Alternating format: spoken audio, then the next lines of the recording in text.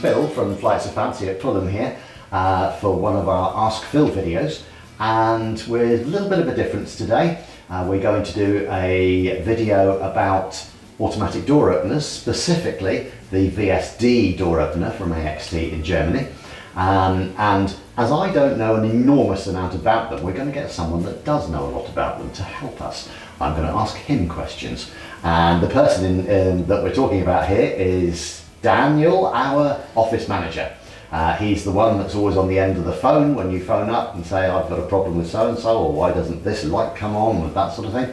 And so he is a mine of information, and we're going to dig into that mine today. So Daniel, please come into shot and introduce yourself. Hello. Thank you very much. Thank you for having me on. First guest star I think we've had, actually. It is, yes, and the tallest. Yes. Well, that's the goal to beat now, yes, isn't it? Yeah. Well, anyway, as Phil was saying, my name's Daniel. I'm the office manager. Plenty of you have probably spoken to me before on the phones. I may have even helped you fix your VSD remotely there. Otherwise, you may know me from the email newsletters we send out. We cover all sorts of helpful poultry information, tips and tricks, what you can and can't feed your birds, and plenty of witty commentary and jokes in between. Great dad jokes. Exactly. Great dad jokes, yeah. A few of you may even know me as that weird chap we put up every Christmas on our Instagram and with social the media. Funny jumpers. With the funny jumpers. Yes. Nearly but time. today, It's nearly time. It is, yeah. Hopefully some new ones this year. Yes, yeah. For today, we'll stick with the door openers. Yeah, right. So, without further ado,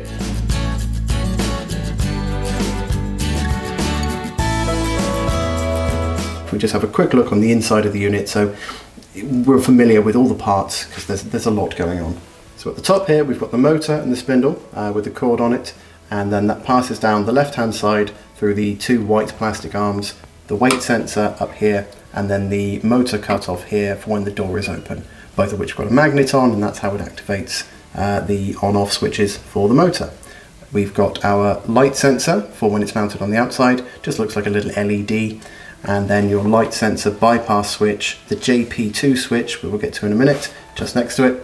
And then along the bottom, there's a series of metal pins, all numbered, all for different connections to the unit. Now for this particular setup, the only thing we need to be paying attention to are pins 5 and 6, where we're going to connect our external light sensor cable.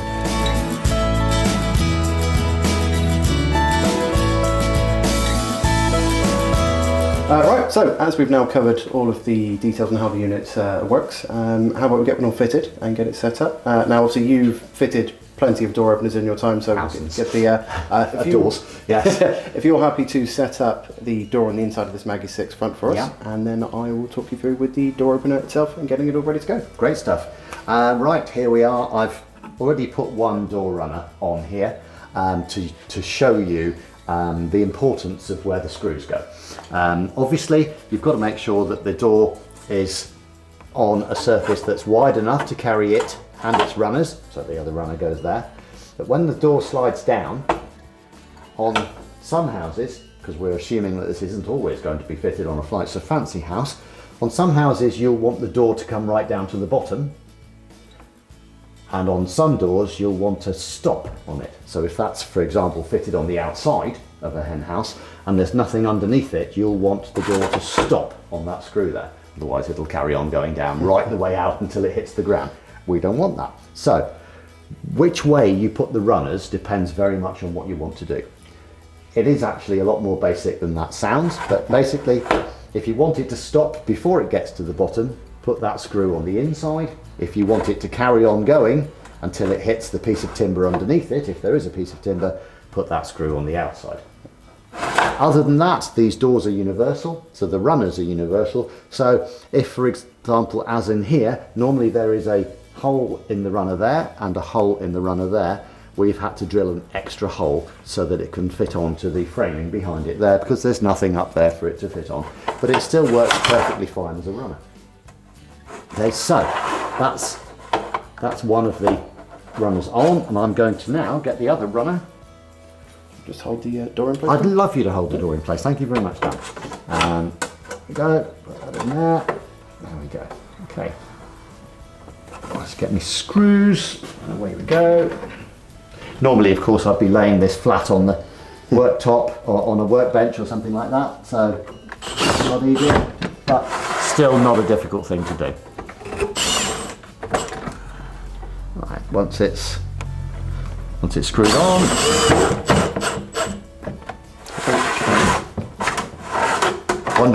Wonderful exhibition there, Danny. Thank you very much. Of the door sliding freely up and down.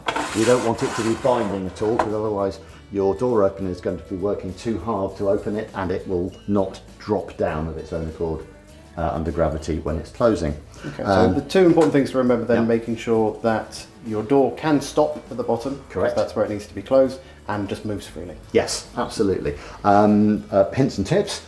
When you fit the runners and the door, give it a squirt of WD-40 and the runners there. Because it's a metal on metal surface, sometimes they can bind a little bit, and the oil will stop it freezing in the winter. Oh, excellent. So you win every way.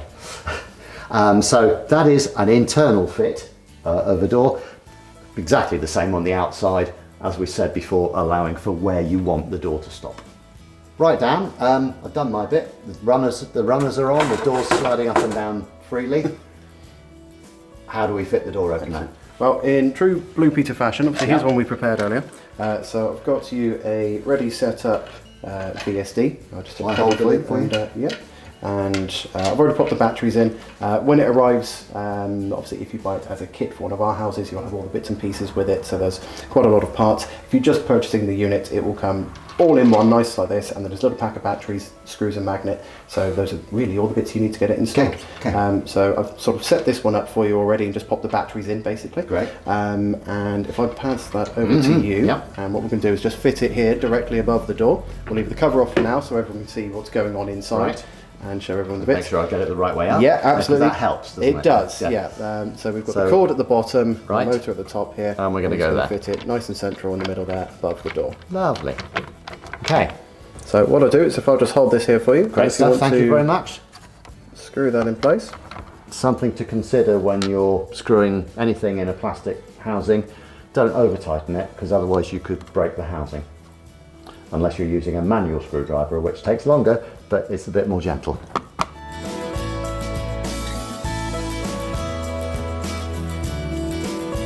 Excellent, so we've got that all installed now, so the only other thing we now need to do is tie it to the door. Great stuff. As mentioned before, we always start with it fully wound in like this. We've already got the batteries in there, so it's registered the daylight, and it's all nicely wound up and isn't going anywhere. So that is in the open position now. It is, and you, again, always start with the open position. Right. And what we're going to do is I'm going to grab a spare piece of cord here. Right. I've got a Any cord? Preferably you want something that's got some good strength to it. You want a nice fishing line or something like that. Exactly, yeah. Preferably sort of a nylon fishing line will work really well. Yep. And there is a little hole, as you know, there's just a little hole at the top of the door opener here. Just a little bit fiddly, but like a sort of threading a sewing needle. Daniel's got sensitive hands. There we go. So we're just going to tie a knot there in that extra piece of cord onto the piece of cord that's already coming out of the unit, and keeping that all where it is. Right. And release the door. So that's the door up in the open position. It is. So that should all now be ready to go. And what we can do, just to do a quick test, is grab something just to cover over the light sensor there, just to demonstrate as we were saying before. So I'm going to pop that over the little light sensor. Aha! And there we go. It's going to start going down. It's night time.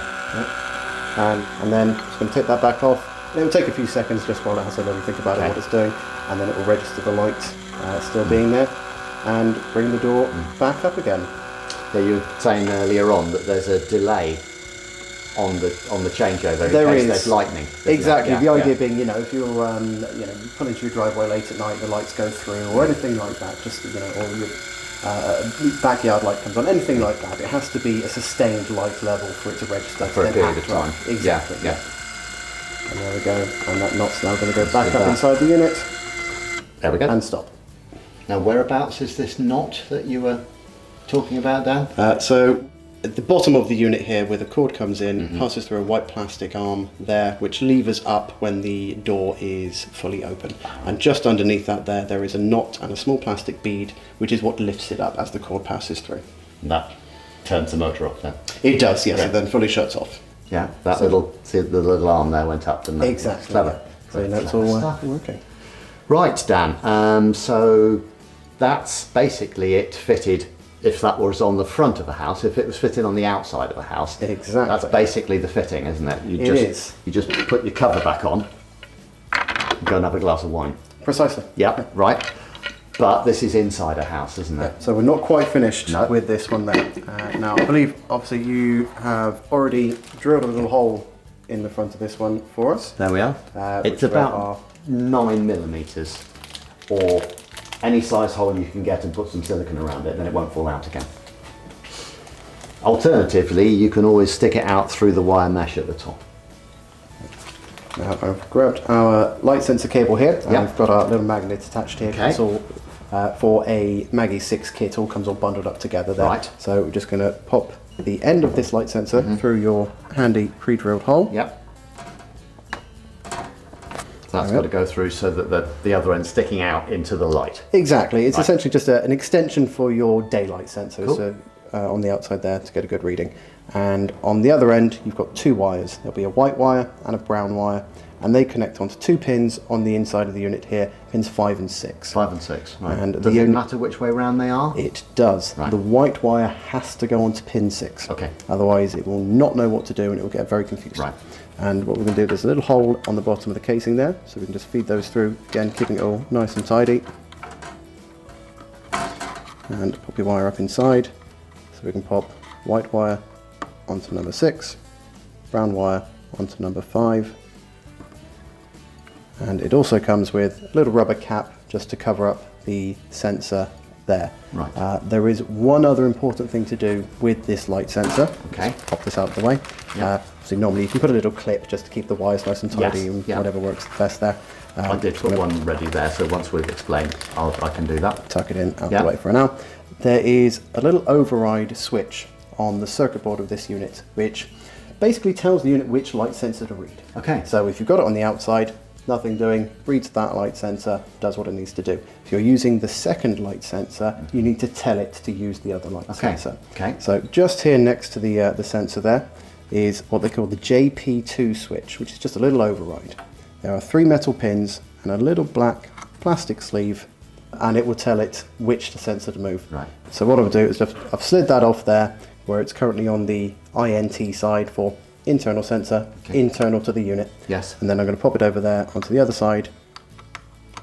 There we go, which handily says above it ASB, Right. just like it does on pins 5 and 6, it says ASB. Right. So that's how you know that's all connected up there. So now I've done that, I'm just going to pop that over there because we don't need the cover anymore. Right. And you'll see, again, it's now not doing anything because I've told it to read the other light sensor and it's picking up the light there, so it knows not to do anything. Right. If you were to take that back out and cover up the end of that sensor, it would then lower the door again. Right, okay. The covering up light sensors is a thing, isn't it? You It have is. to really cover them. It is a tricky one. It is one that you definitely have to take it back out of the door. Yes. Yeah. Or the front panel rather. Yeah. You need to be able to cover up the whole of that sensor. Yeah. They're very sensitive units. I tend to put them up in my armpit, which Yeah, isn't I'd say- the most pleasant place for it, but it does keep out Sleeve the of your light. jumper, anything Yeah. like that, any way you can guarantee it's covered up. If it's just on the outside and you come over and put your hand on it, still a lot of light will get through your hand to then keep it active, and you can easily find it's that, think it's not working when actually it's quite happy. It's just you need to really Make it dark. trick it. Yeah, yeah. Right, it's great. One last thing that you can do, if you are finding that perhaps it's opening just a little bit too early, or maybe not quite early enough, you can adjust the sensitivity of your light sensor. There is this little pot here just above the sensor there, this white arrow in the middle and the scale around the outside to indicate the sensitivity that it's currently working at. So you can just take a flathead screwdriver and pop that in there and then gently adjust it to where you want to position it, which will give you about a 15-minute leeway on the shift in when it will open or close. Right, it's great. Right, so I'll just put that little clip in to hold the wires out of the Super. way. Like so. Because of course if you had this as a kit from us, then all this would be with it, wouldn't it? Yes, obviously if you purchase it all together, it's all nice and installed for you. Yeah. But if not, you get all these bits with it, including any extra timber you may need for any of our houses, all of the parts needed to get it all installed inside, nice and tidy. Right, and the magnet is in the bag there, nice and Yes. safe and sound. Yeah, always worth trying to keep it somewhere that, well, one, you know where it is, so when you go to get it to actually use it, but also somewhere that it's not potentially going to interfere. These two switches that we talked about with the weight sensor and the knot, as you'll be able to see, there are magnets on them as well. So we always recommend keeping it nearby, but preferably on the outside. You can always just stick it on that little screw you just put in there, something like that, maybe on a piece of string, but always would advise not keeping it inside the unit, otherwise it may cause some interference. Okay. Right, so if I put the top back on, Yeah, put the lid on now, we should be all good to go. Okay.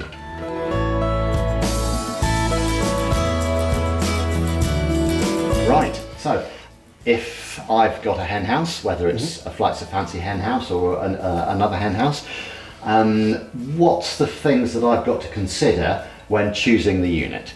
How to decide, basically. Yeah, how do you decide? Probably one of the most common questions we get with Yeah. door openers is actually just quite simply, which one should I get, or how to choose. The first thing to consider really is how you want it to operate, and secondly, whether you have a preference or need as to where it's going to be fitted. So for example, with the VSD here, is a lot of flexibility, has an external light sensor cable, so you can mount it all on the inside, as we do with most of our houses. You also then have to consider how it's going to operate primarily. So with the VSD, standard mode is light sensor. You can then add in a timer to give yourself a bit more control and flexibility. So in the middle of summer, when the light it starts getting light at 4 o'clock in the morning, you don't necessarily want your birds roaming around, you can have that timer there to make sure they stay into a reasonable hour. And equally in the winter as well. Exactly, sort of roaming cockerels crowing and keeping the neighbourhood awake. Yes. So yeah, it's where and how you want it to work. Cool, great stuff. Now, inside versus outside, what are the pros and cons of that? First and foremost would be the look. Right. As we do with most of our houses, because they use a lightweight aluminium door like this one here. Yep. As you can all see, nice big shiny piece of metal. We find that it just looks a little bit nicer. It's a bit neater having it all tucked out of the way. You've got your nice big wooden hen house. It looks pretty in the bottom of the garden. You don't necessarily want a big shiny plate of metal in the front of it. So it's quite tidy having it out the way there. You also don't necessarily need to do much with it. So as with the VSD, if it's working on a light sensor, there's nothing you need to do. It's there doing its job in the background, and you don't really need to be messing around with it. Right. Okay. Great. When I'm going to install the unit, what do I need to consider? The position of it, where I'm putting it. There must be some sort of rules and indications of the things I've got to do. There are, and it's always good to consider that, because it's something that can then easily go wrong if you don't quite position it right. So you can get sort of big problems from simple little things. So first and foremost, as you said about positioning, you always want to make sure it's nice and straight above there, so you've got a good, clean, smooth running cord and a nice smooth running door. The most important thing with the VSD, as we covered in the layout of the unit, is that knot, that little bead on the bottom of the unit that lifts up the white arm that stops the motor. You have to always make sure that when you're installing, you start with the door opener as is, fully wound in, ready to go. Put your door opener in place, lift your door up, tie them together, and then you're good. So obviously a bit difficult for the viewers to see what you're talking about there, Dan. Yeah. Do you want to just take the front of the unit off? Yeah, and we can indicate then the things that you're going to show. Yeah, absolutely. So it's nice and easy. All you need is a crosshead screwdriver. There are 4 plastic retaining screws in the front cover here, so it just means they're held in place. So when you unscrew it, nothing's going to fall out. You're not going to lose it in the Flights of Fancy brand hemp e-bedding in the bottom with there. the chicken poo. Never find it again. So if I just quickly take that off. We'll just put that down there for a minute so we can see all the inner workings. Right, Dan, so if I want to take control of the unit, as in I want to put the birds back in or something like that, and I want it to do the opposite of what it wants to do, open it when it wants to shut, shut it when if it wants to open, tell me how I would do that, please. Tell me ways of doing that. So you've got a couple of ways of doing it, funny enough. The unit itself does come with a manual override function. There's a little red magnet that will come with the pack of bits with it. Right. We've got here just a handy little bag, which you just tap onto the bottom of the unit, and that just basically tells the motor to lower the door, and vice versa to bring it back up again. So you've got that direct control input to open or close it when you need to. So if you need to pop the birds in the house for a bit, or maybe they've all just gone to bed early and the door's still open, so you can just close it there. Cool. The other option is obviously throughout the year the light levels will fluctuate, and the base unit runs just on the light sensor. So in the middle of July, you're going to find that they're still possibly going to be out and about at 9, even 10 o'clock, depending on how sunny it is, and equally good coming out nice and early in the morning. And the same again in the winter months. They're going to be, you've got that risk of them potentially being shut out, which of course you've got the magnets, you can let them back in anyway, but you know, want to make it as easy as possible. If you're at work or something, then that could be an issue, yeah. couldn't it? So what you can always do then is you actually have the option of adding in a digital timer, which I do have one here with me. As you can see, it is its own self-contained unit, which just fits onto the house next to this and plugs into there.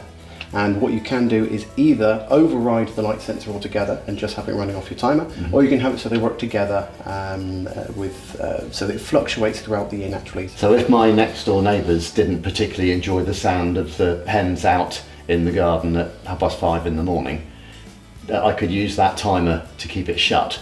Yes. Until a certain time. Precisely. So even though the light sensor is kicked in, so the way it works when you're using them together is that in the morning they both have to agree, basically. Okay. So they both have to say, yes, door can open. Right. So even if it's light at 4 o'clock in the morning, if you've got this program for 8, it won't open until 8 o'clock. Right, okay. And then in the evening, it will work from whichever gets there first. Okay. So if it's then dark enough for it to close from a safety point of view, it will then override and it will close itself, unless you just run on the timer, of course, in which case you can pick and choose whatever time you like. Okay, but that again, you have to bear in mind what the sun's doing, don't we? Exactly. Yeah, So yeah. the only bit that you need to do is obviously just keeping in mind with the time of year what's going to work best with your chickens, which obviously only you're going to know because they're your chickens and you see what they do on a day-to-day basis. Okay, so you said that this timer unit plugs in to the door opener unit. Yes. How does it do that? So as Physically? it's obviously just screws in place on the front of the hen. So like that. Yeah, so Okay. if we actually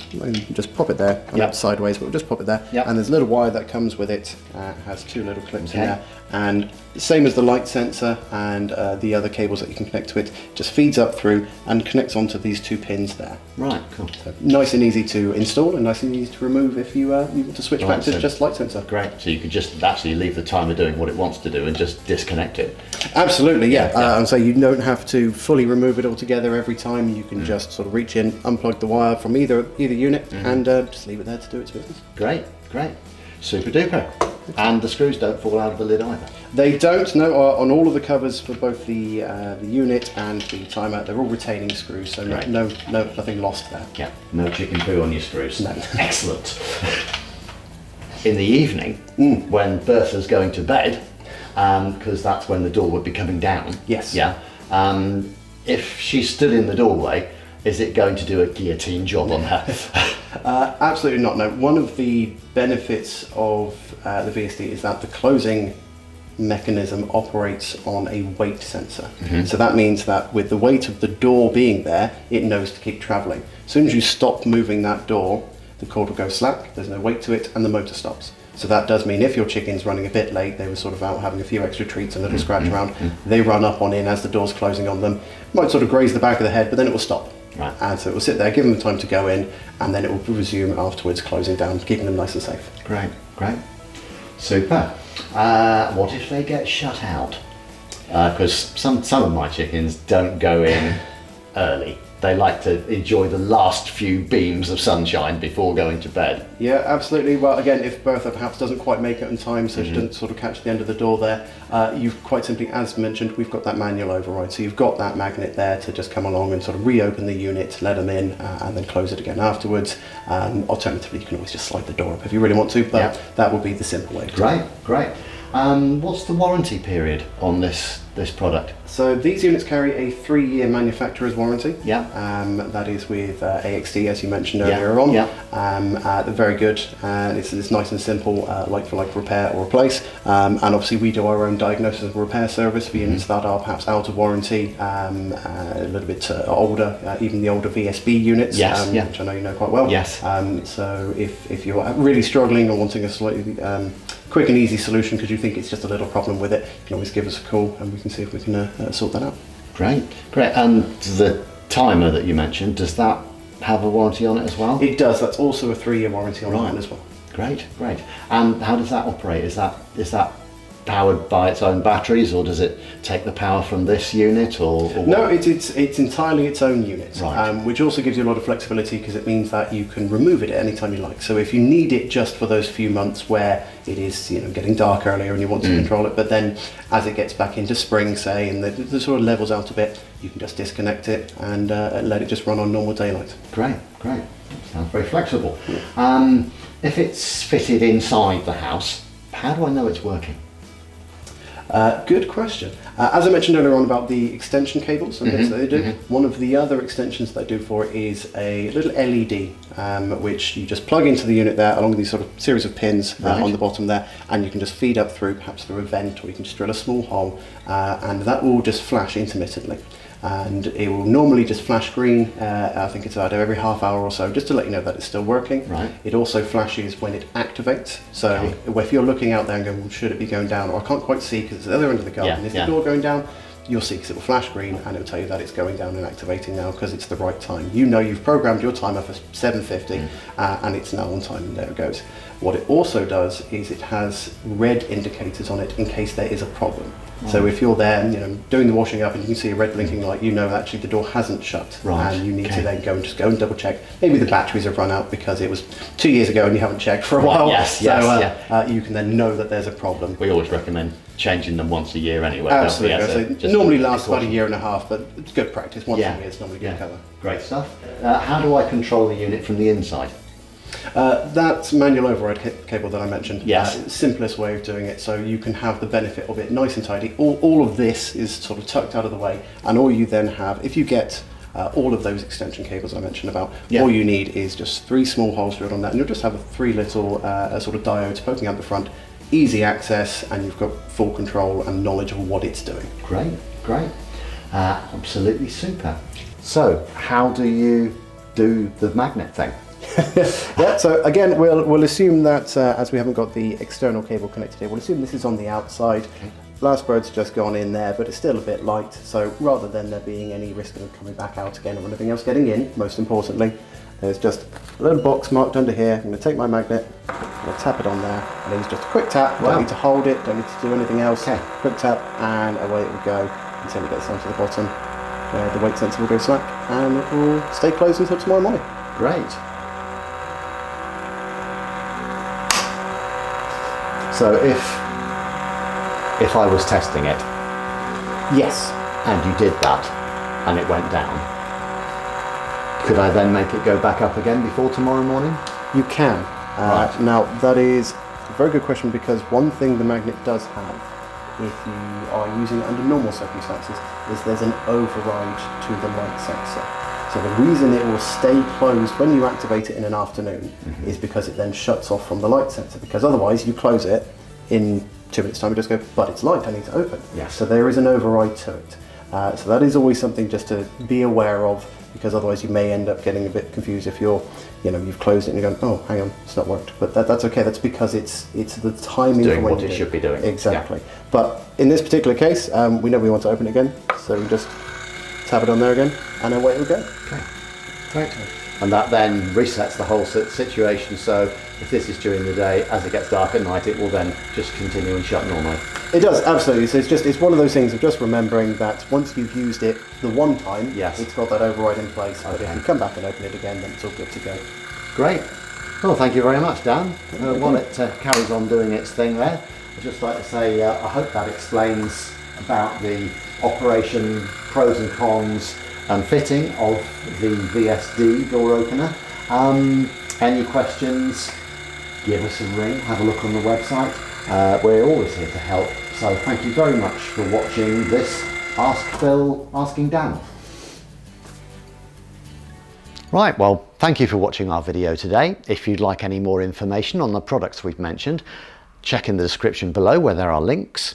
If you'd like to see any more product videos or Ask Phil videos, click here, and don't forget to subscribe.